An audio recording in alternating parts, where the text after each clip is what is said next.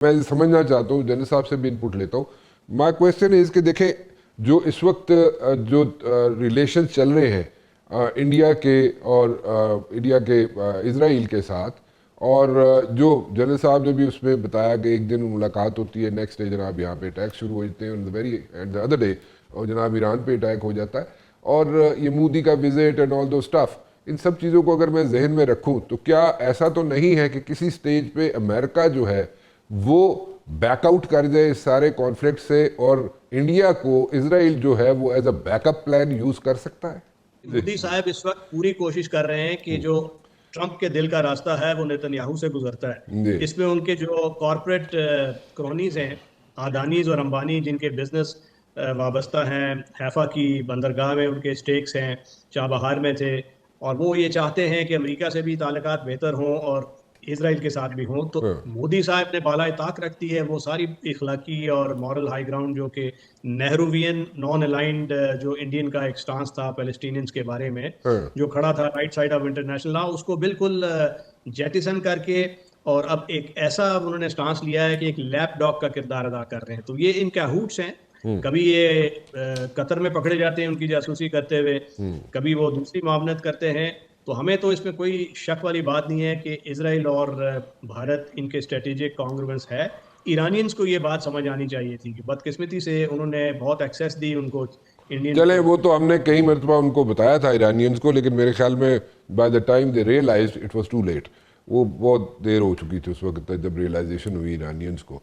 वैसे जनरल साहब, ब्रिगेडियर साहब ਨੂੰ ਬਿਠਾਣਾ ਹੋਏ ਨਾ ਤੇ ਉਹਦੇ ਨਾਲ ट्रांसलेशन एक पट्टी चलानी चाहिए उर्दू ਦੀ, ਜਿਹੜੇ ਕੋਰਟ से ਦੇ ਰਹੇ ਨੇ, ਜਿਹੜਾ ਬਹੁਤ ਮੁਹਾਵਰਾ ਤਰਜਮਾ ਕਰੇ। ਹਾਂ, ਉਹਦੀ ਉਰਦੂ ਦੇ ਤੇ ਪੰਜਾਬੀ ਦੇ ਦੋ ਦੇ ਤਰਜਮੇ ਜਿਹੜੇ ਨੇ ਨਾਲ ਚੱਲਣ ਨਾ, ਤੇ ਫਿਰ ਕੰਮ ਜਿਹੜਾ ਨਾ ਉਹ ਬੜਾ ਅੱਗੇ ਚਲਾ ਜਾਏਗਾ। ਬਿਲकुल सही, बिल्कुल सही, बिल्कुल।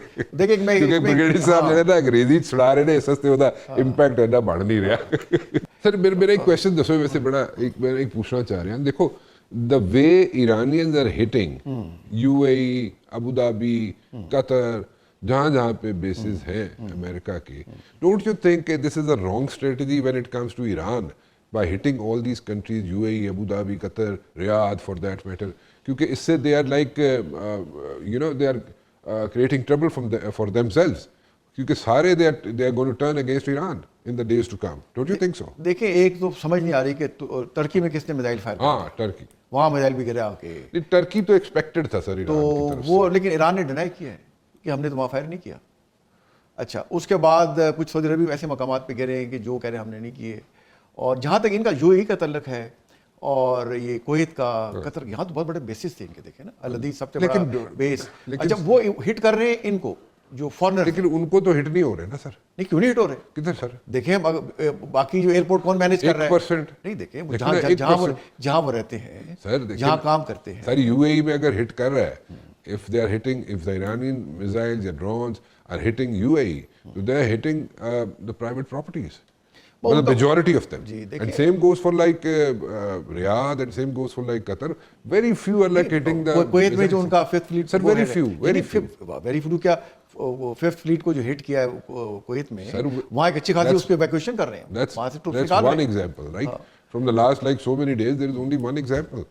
So don't you think they are creating enemies? Iranians are creating enemies, more enemies for themselves. वो एक एनिमीज का तो एक एस्पेक्ट है ना, बट उनका स्टांस बड़ा क्लियर था कि अगर आपने हम पे एग्रेशन मुसल्लत की तो हम जहाँ जहाँ आपके बेसिस हैं वहाँ हम हिट करेंगे, जहाँ जहाँ आपकी इंटरेस्ट है वहाँ हिट करेंगे, हम आपको भी हिट करेंगे, हम जो है इसराइल को भी हिट करेंगे। तो जो उन्होंने कहा वो ये करके दिखा रहे हैं।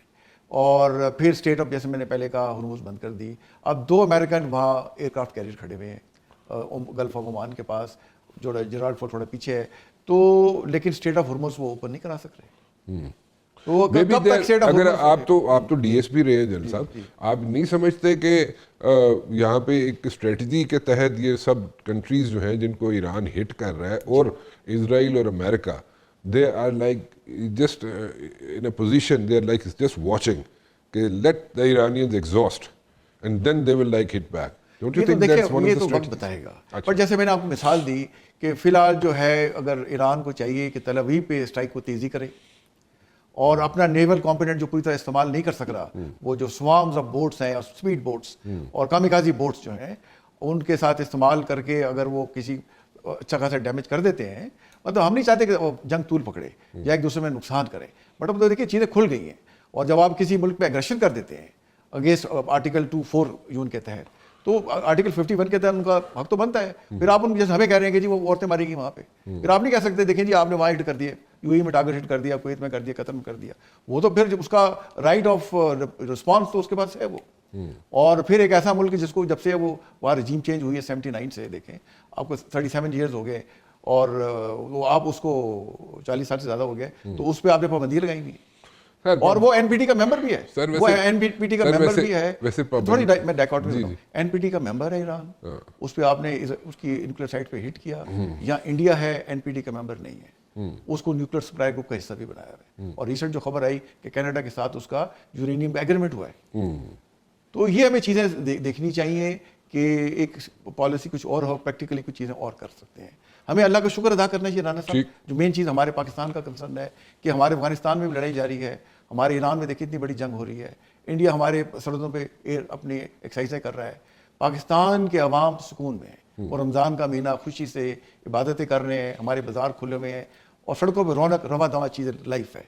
तो ये हमें शुक्र अदा करना चाहिए अपनी मसल्ह फ़ौज का, शुक्र अदा करना चाहिए अपनी इंटेलिजेंस एजेंसीज़ का, हमें शुक्र अदा करना चाहिए अपनी गवर्नमेंट का, अपने अवाम का ख़ास तौर पे, कि जो साथ खड़ी हुई है, जो कुर्बानियाँ भी दे रही है, और जानिब दो कालब होकर अफवाज के साथ होनी चाहिए। तो इंशाल्लाह जहाँ तक पाकिस्तान की इंटरेस्ट है वो महफूज हाथों में है, और इंशाल्लाह मैं उम्मीद करता हूँ कि ये जो जंग है इसमें मिडिल ईस्ट में, ईरान में, ये ज़्यादा तूल ना पकड़े। बेटर सेंस शुड प्रिवेल, बातचीत को मौका दें और अफवाम और तफहीम से मसला हल करें, इसमें सबकी बेहतरी है। वेल, ब्रिगेडियर साहब, can talks at this stage make a difference? देखिए, जो हमेशा जो हम मिलिट्री स्ट्रेटजी में हम बात करते हैं एग्जिट स्ट्रेटजी, जी। एंड स्टेट, तो एंड स्टेट अगर नोशन ऑफ विक्ट्री मैं ऐसे डिफाइन करूंगा कि अगर रेजिम चेंज नहीं होता और जंग बंदी हो जाती है तो ईरान ये जंग जीत गया और इजराइल जंग हार गया। अमेरिका तो उसकी मुआवरत में आया, अमेरिका की तो ये जंग ही नहीं थी मेरे ख्याल में। तो अब मुझे ऐसा लग रहा है कि इजराइल नाकाम होगा, और इस तरह की जो जितना मर्जी बमबारी करते रहें, उनके पास वो कैपेसिटी नहीं है कि ग्राउंड ऑफेंसिव कर सकें। और उस सूरत में ये जो ईरानी पासदारान इनकलाब है, आर्मी है, ये अपने आप को कोहेर भी करेगी, रेजिस्ट भी करेगी। और अगर ये जंग बंदी होती है, निगोशिएटिंग टेबल पे वापस आते हैं और उन्हीं शराइत पे इनके साथ कोई एग्रीमेंट हो जाता है, तो ये ईरान की फतह होगी और इसराइल की शिकस्त होगी। But do you see that happening, brigadier साहब? हाँ, yes, that is the most important thing. यहाँ पे फिर एक और नोशन होती है कि cost benefit equation, rational actors की हम कर सकते हैं। क्या नेतन्याहू रैशनल एक्टर है?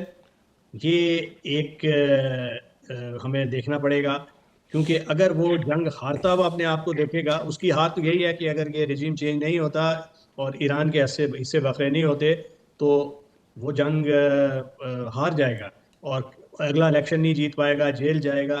क्या वो ये होने देगा, या ये होने से पहले कोई ऐसा काम ना कदम ना उठा दे जिसके लिए हम कोई सोच ही सकते हैं? मेरा मतलब है कि न्यूक्लियर ऑप्शन, क्योंकि एक इर्रेशनल एक्टर है, जब वो देखेगा कि जी मैं अपनी बसात भर कोशिश कर बैठा हूँ और मेरी जो नोशन ऑफ विक्ट्री की जो इसकी पॉसिबिलिटी कितनी है ब्रिगेडियर साहब कि एक न्यूक्लियर स्ट्राइक जिसका आप जिक्र कर रहे हैं can happen on Iran by Israel? मैं वही कह रहा हूँ कि जब वो शिकस्त होती हुई अपने यकीनी आपके देखेगा। ख्याल में ये एनालिसिस या ये जा सकता माइंड है। कब तक मेकअप कर लेगा इजराइल कि जनाब now enough is enough and they can go for a nuclear strike on Iran? जी, जब वो देखेगा कि अमेरिका ने हाथ उठा लिया है और अब वो निगोशिएटिंग टेबल की तरफ वापस आ रहे हैं, तो उसको डीरेल करने के लिए कुछ करेगा, मगर उसका हाथ रोकना है। अब ये देखें ना कि सोल्यूशन कि उसको इस कैटास्ट्रॉफी या ये जो एक आर्मागेडोन है फाइनल, कि उस न्यूक्लियर ऑप्शन से रोकने के लिए किसने किरदार अदा करना है? ये पूरी दुनिया, ये P5 ठीक का है, किरदार है, ओके, चीन भी है, रूस भी है, अमेरिका, ये सब इंटरनेशनल बरादरी को ये किरदार अदा करना पड़ेगा, क्योंकि ये इसमें इंसानी बका का मामला है। ठीक।